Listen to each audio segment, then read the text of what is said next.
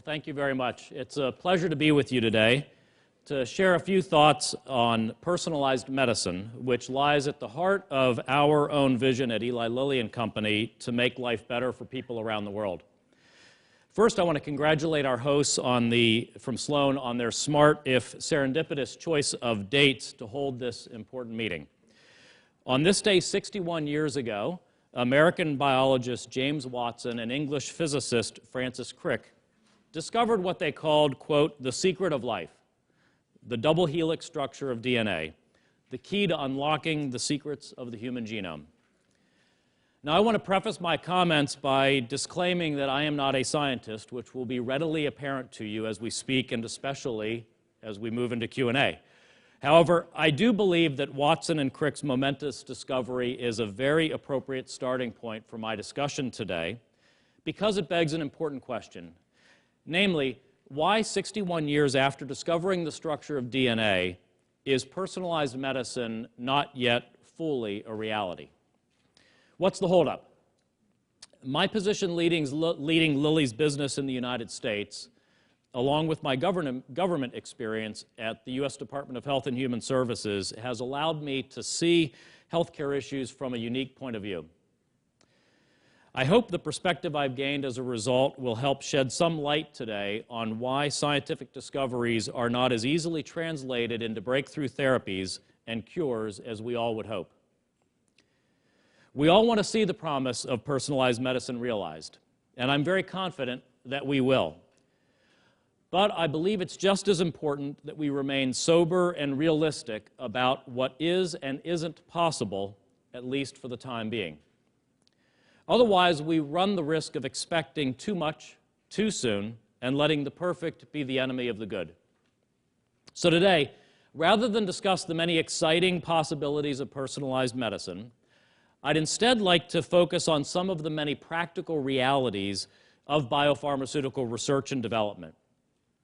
I've combined them into three broad categories, not necessarily in any order of importance. First, the nature of scientific progress itself. Second, our current systems for regulatory approval and reimbursement. And third, what I'll call the crystal ball problem. Now, before I begin to discuss these practical limitations or realities, I want to stress that the promise of personalized medicine is extraordinarily important, and it's something that we at Lilly are striving for to the greatest extent possible. For patients, for healthcare providers, and for payers, the real promise of personalized medicine is that it can enable a doctor to look a person in the eyes and say, here is a medicine that I know will make you feel better. That's a tremendously powerful statement because historically, prescription therapies have worked miracles in some patients, but not at all in others. In fact, about half of all patients fail to respond to medicines they are prescribed, and the efficacy rate can be as low as 25%.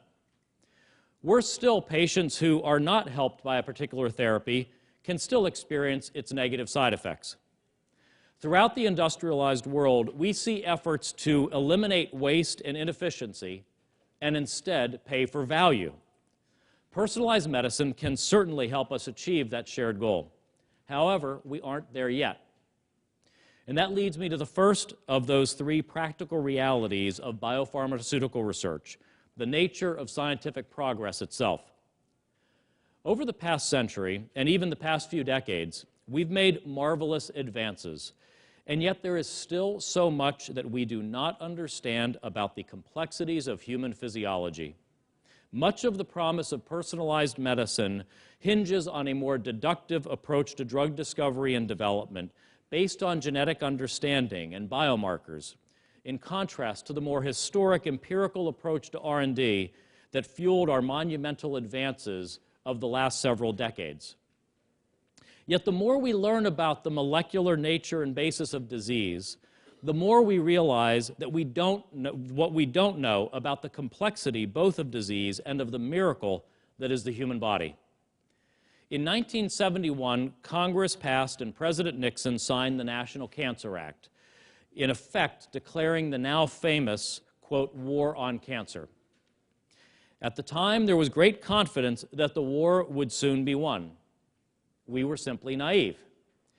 Since then, we've learned that cancer is not one disease, but more than 200, arising along different biological pathways with countless environmental or genetic origins.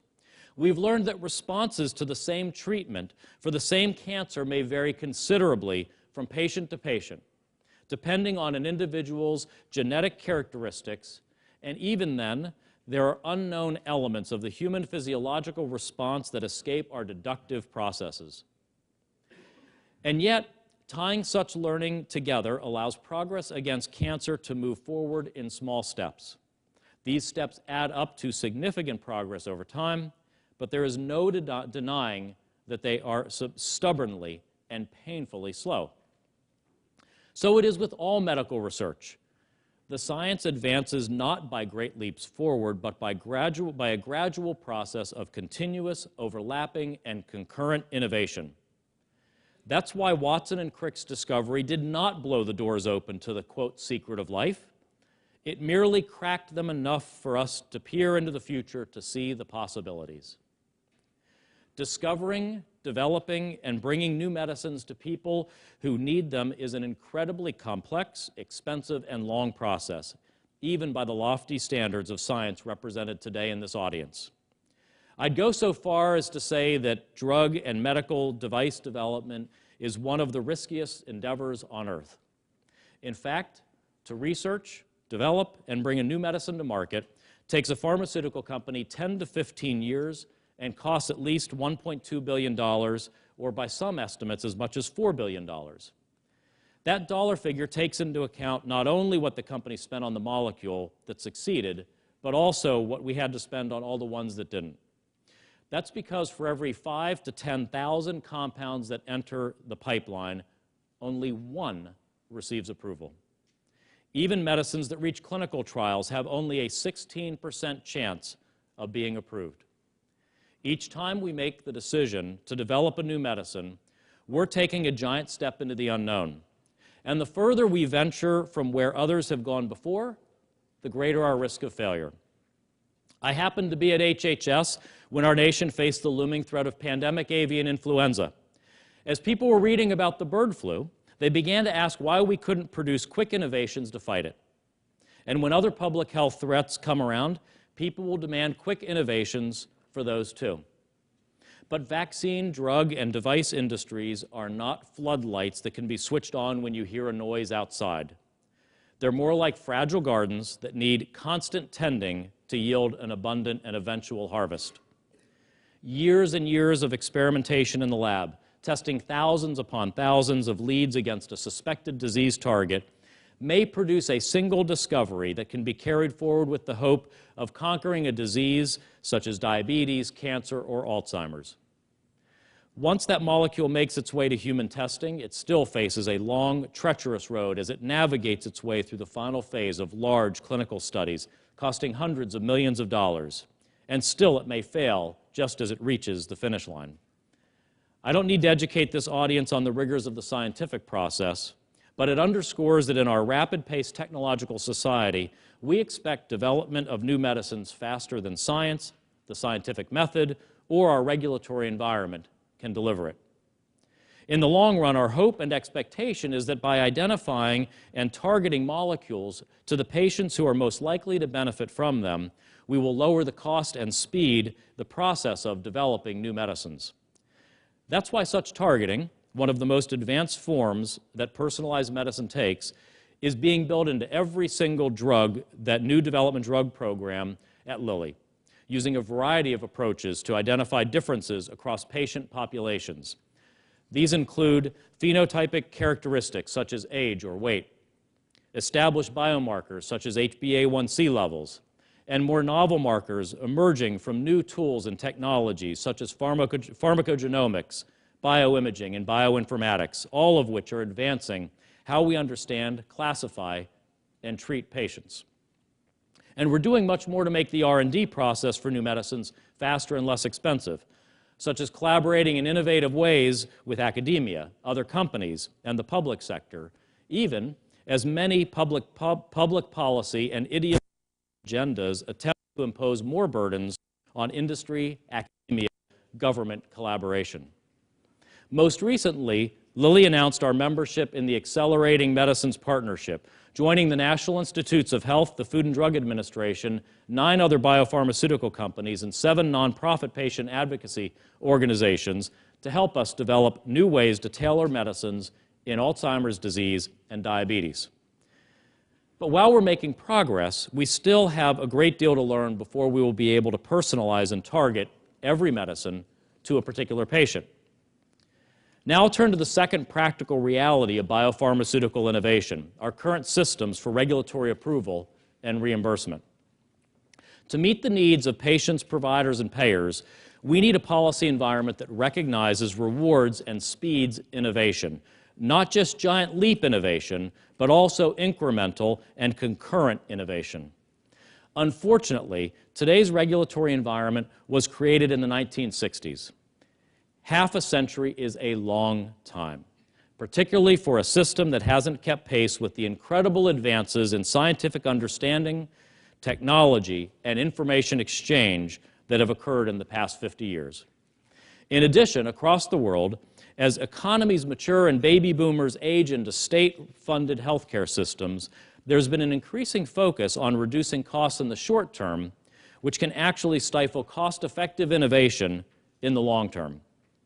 These efforts take the form of arbitrary price cuts and price controls here in the United States and abroad, often coupled to ill-defined conceptions of, quote, value, isolating the cost of medicines from their broader role in the medical armamentarium and their broader societal and economic impact.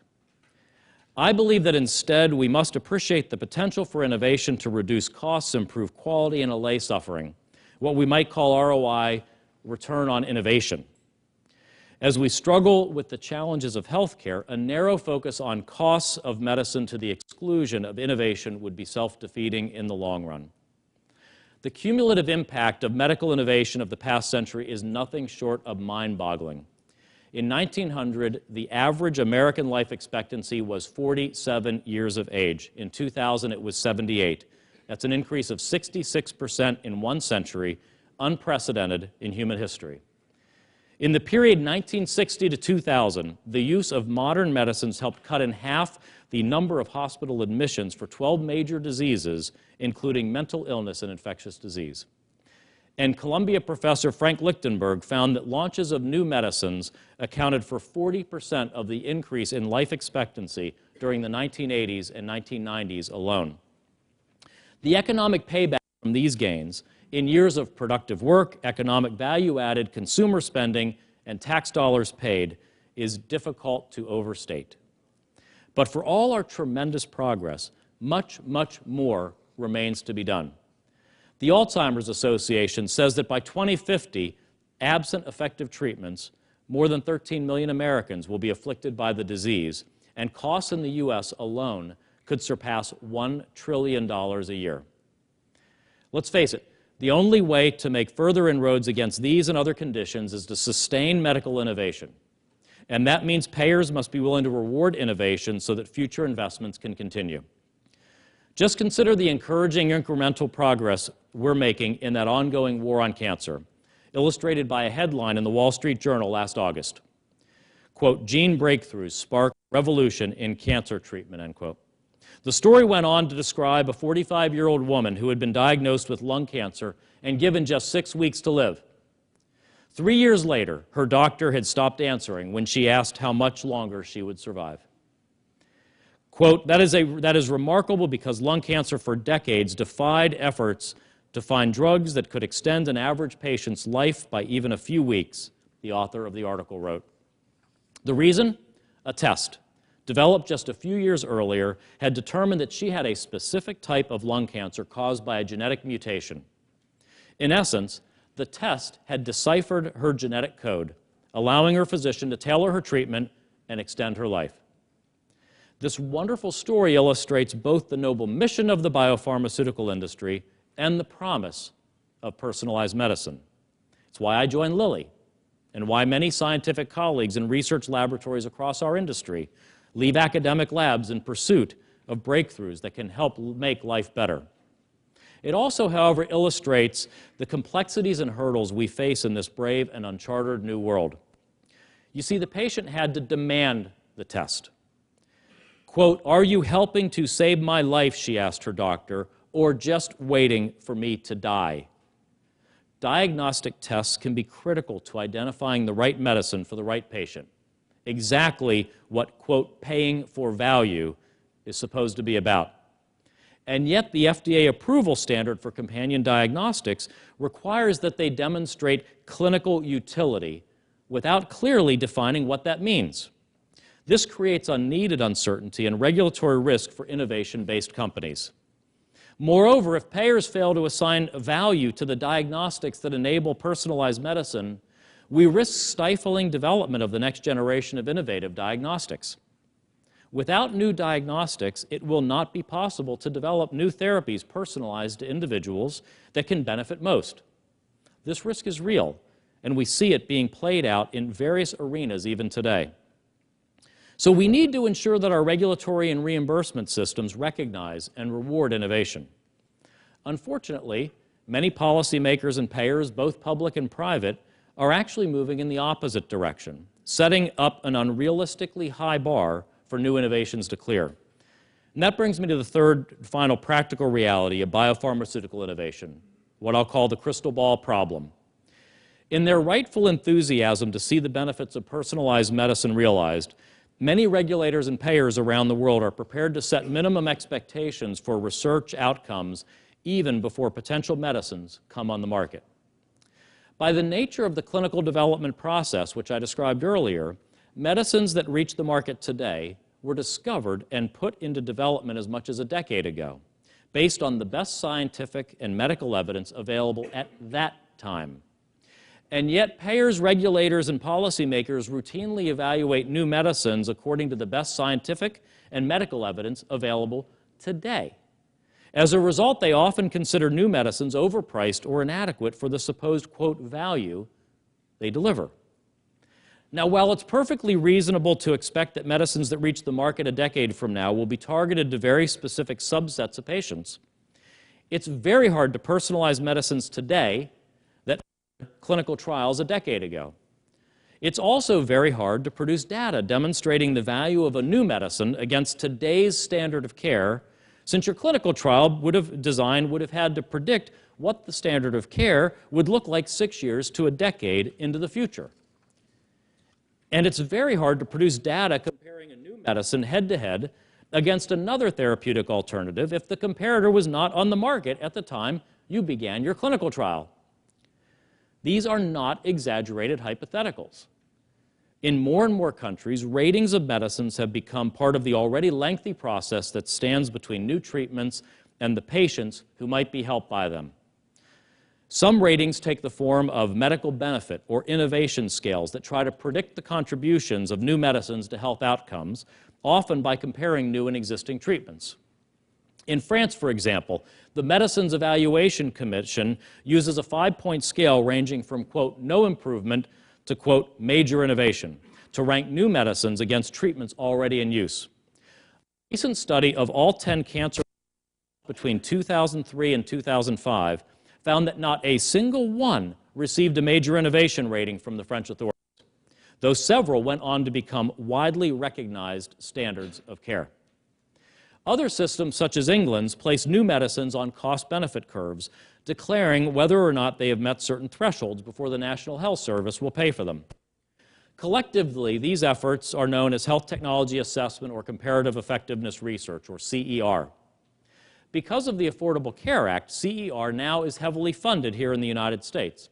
It's intended to evaluate established treatments, but could evolve quickly into a gatekeeping system used not just by the government, but by private payers to prevent access to innovative medicines for Americans. In reality, however, it's almost impossible to predict the ultimate value of new treatments before they've been used widely in the actual practice of medicine.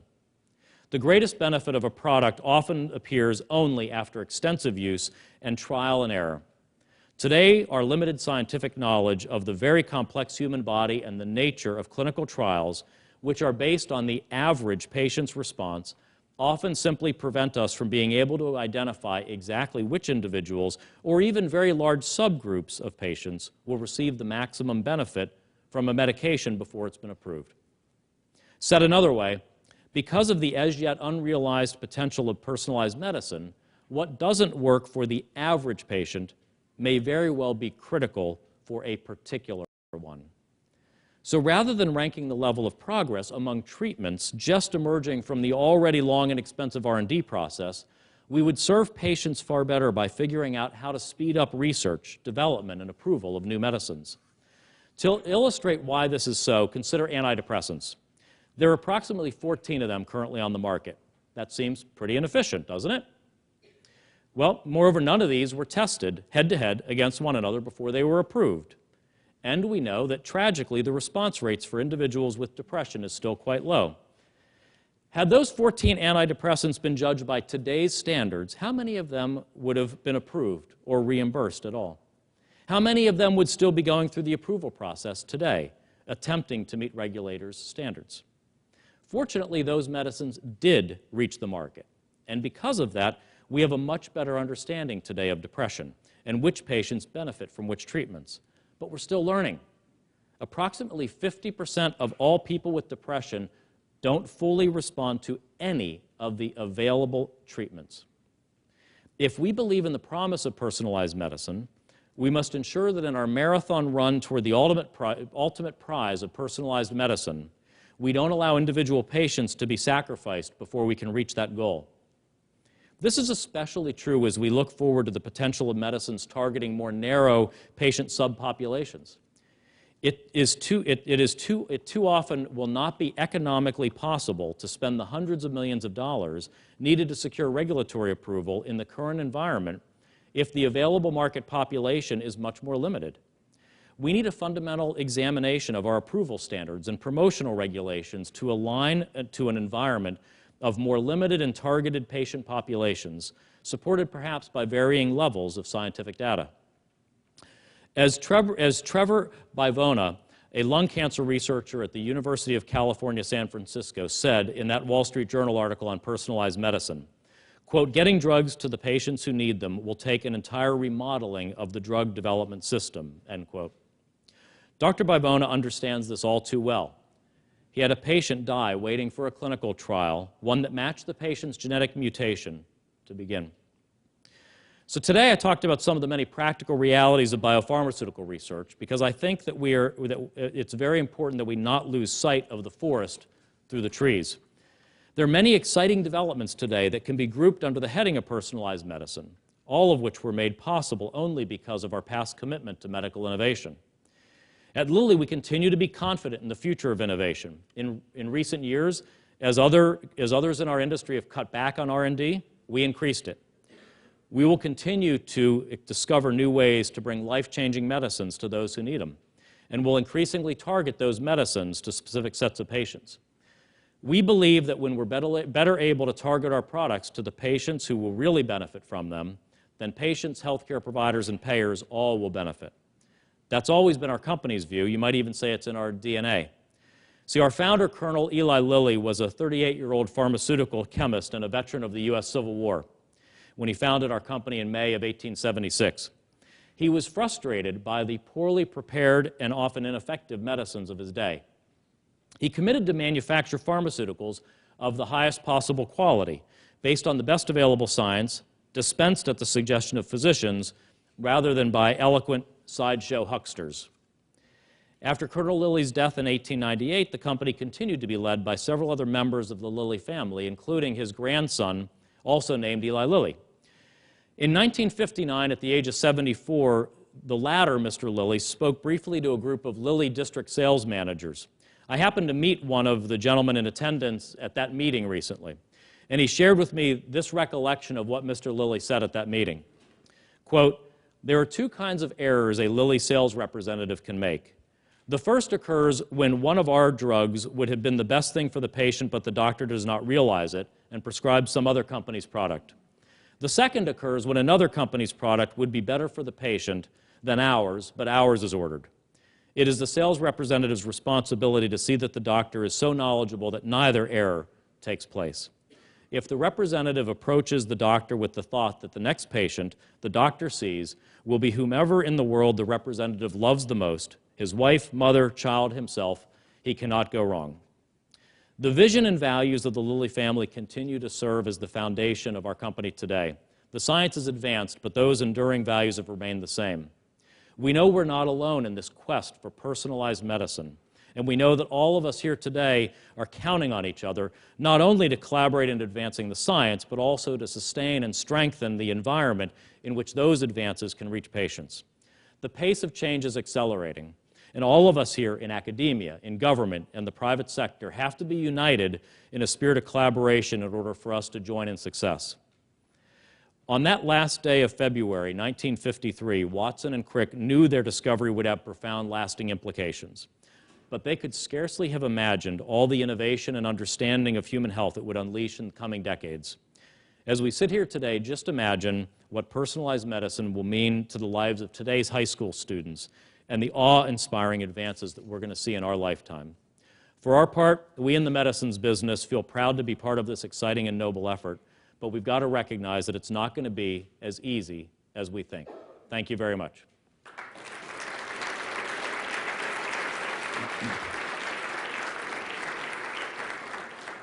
I'd be happy to take questions. We've got 2 microphones here, if you wouldn't mind going up to the mics so that everyone in the audience can hear you, please. So thank you for that, and thank you for that quote towards the end from the former head of your company and grandson of the founder. And it would seem that personalized medicine is actually quite consistent with that message, because the whole drive is to find the right medicines for the right patients. Could you comment, though, on what the current state of the industry is, not just Lilly, but the pharmaceutical industry, in terms of readiness for that business model? Clearly, scientifically, there's a lot of energy behind narrowing patient populations to really be the ones that are targeted for the drugs that are just right for them. But there's often, I think perhaps unfairly at times, off-the-cuff commentary about how the industry is still just focused on blockbusters. I think that's fading, and I don't hear that off-the-cuff remark as often as I used to, but I'd be curious as to what your view is of the current state of the transition from the blockbuster model to the focused, tailored, personalized medicine model. Okay, great. So I'd say that a couple aspects in that question. One of them would be, what is the business model around a more tailored therapy, whether it become a blockbuster or not? We actually have some good examples where a highly tailored genetic mutation or genetic characteristic has allowed us to really focus a therapy in an area. And because of the way the practice of medicine occurs right now, and just the untapped, frankly, market potential, there's still so much room to grow, even with a much more narrow subset of a patient base. So let's say you have an entire disease state here, and you're able to get a more tailored targeting diagnostic down to a narrow subset of that. There's still such untapped potential in the more narrow subset that, as a business matter, it can still be quite effective, even blockbuster size effective. Unfortunately, the quote blockbuster standard, $1 billion of annual sales, it's still, as you look at your portfolio, you still do look for products that would be in that range, maybe not ones that are $10 billion, the notion of the $10 billion hit that carries everything else. The simple reality is a lot of the products that even get, I didn't go through this, but a lot of the products that even get approved and go to market then cannot recover even their cost of R&D and approval. So there always are products that in your pipeline you're looking and hoping will be larger scale products, even as others that you can't predict well might not quite achieve that full market potential. The area that I worry about is extremely narrow, not quite orphan level, but very narrow tailored therapies, and just the hundreds of millions of dollars it would take to bring a product like that to market if it only has a fairly narrow range for approval, and whether our regulatory standards are just just too high, and the cost burden on them, and then the demands of payers are too high to really make that an effective business approach to it. That's where I worry about the state of our regulatory enterprise and regulatory science, and whether we need to be thinking in a more comprehensive way about the standards of data that we demand for approval. Hi. On that subject, while there undoubtedly have been important breakthroughs in cancer, for example, it's also the case that for the vast majority of patients, there's been negligible change in survival rates even over the last decade. And many innovative drugs, we could take, for example, Roche's Avastin, which sold on the order of $7 billion a year in the top 5 sales globally, but it prolongs the life of colorectal cancer patients by on the order of 1 to 2 months. Same for non-small cell lung cancer. It was initially approved for breast cancer, and then the subsequent clinical trials showed, in fact, it didn't prolong survival, and so the FDA withdrew the approval. But here's an example of a novel target, angiogenesis, a validation of a hypothesis that had been decades in the gestation. And yet, the reality of the drug is that its impact is negligible, and yet it costs on the order of $80,000 for a year's therapy. It's difficult to say that we should be encouraging the approval of many more drugs like that. I'm not sure the healthcare system can afford it. And a specific question would be, with respect to your lament that the standards for personalized medicine diagnostics are too rigid, if clinical benefit is not a reasonable criteria, what would you say is? This, again, in the context of many, many small companies developing complex molecular diagnostics that cost in the thousands of dollars. So if we had a very low threshold for approval, we would undoubtedly have many lab-developed tests on the market measuring different things, making claims to efficacy in the same disease, but in a kind of Tower of Babel situation where different companies making poorly supported claims. So anyway, I certainly agree that the FDA can be criticized and lots of room for improvement. But I also perceive that there are plenty of drugs that still get withdrawn after approval. Mistakes are still made, and we have drugs like Avastin that become absolute mega blockbusters, and yet very, very little benefit and very high cost. So on the question around diagnostics, it's a good and fair question. Unfortunately, the most recent example is one actually involving my company and interacting with the Centers for Medicare and Medicaid Services, in which CMS articulated a standard that it is not good enough for a diagnostic to assist in the confirmatory diagnosis of whether someone has a condition or not, and even not good enough to demonstrate that that differential diagnosis leads to a different change in management of treatment based on that answer, but actually have to demonstrate that it will lead, that you can prove a health outcome change from a diagnostic. By that standard, x-rays wouldn't be approved today for reimbursement. So that I think is a very damaging standard for diagnostics, as opposed to differential diagnosis and even differential treatment management by physicians arising out of the diagnostic. I think those are very different things, and I worry a lot about the standard moving to that direction. It would be quite hard to bring new diagnostics to the market with that type of a standard as CMS has articulated just in the last 6 months. On the first point around expensive therapies, this really gets to the question in my mind of aggregates versus individuals, and I think this is where I would rather have the physician and the patient in the driver's seat on those choices than a regulator ex ante deciding whether something's worth it or not, but rather the collection of individual preferences and value choices being the basis for deciding whether to use a therapy or not. There are obviously issues in the reimbursement system in terms of channel pathway management and also cost sharing that can be managed there to create incentives around that. But I'd still rather have products on the market where, as long as they're safe and effective, where a patient and a doctor together can make a decision about whether that adds enough value in that individual's perspective, as opposed to aggregate choices that would limit the choices of individuals. That's clearly a different perspective than others sometimes have. Thanks. Thank you. So if maybe really, one or two more questions. Yep. Really quick Please. question. Yep. Yeah, real quick question. I'm just curious. It seems like the model is to go from, the blockbuster drugs down to targeted drugs, to targeted audience, which in essence will increase the number of people that it will be effective, so to speak, its efficacy, whatever.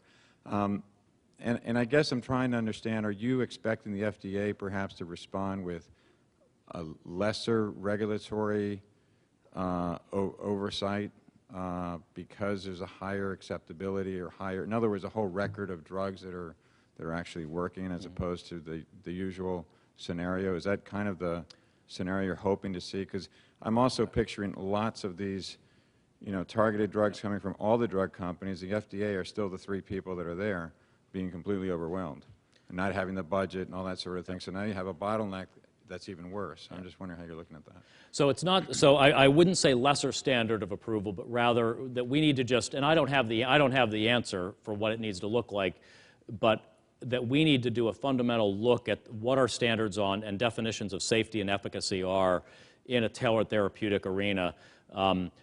How do we speed up decision making around that? What are alternative standards that give us an appropriate confidence in scientific rigor around safety and efficacy, while still bringing products to market and being able to have them used in large population bases, to learn from them and to use other forms of evidence, observational, RWE type evidence, as frames to perhaps then even form the foundation for more tailored approaches to patients, whereas now the really only approach to that would be the traditional phase 3 type full-bore randomized clinical trial on that. And so looking at standards around tailoring, getting products to market, speeding the development, what's the evidence base needed, and then on market, what are appropriate standards of evidence to be able to communicate about ways to tailor and actually narrow the personalized approach on a medicine. But I don't have the answers, but I do think we need to have a much more serious national debate on the subject 50 years into the modern Food, Drug, Cosmetic Act framework than we've ever really engaged. Would be. Okay, great. Thank you all very much.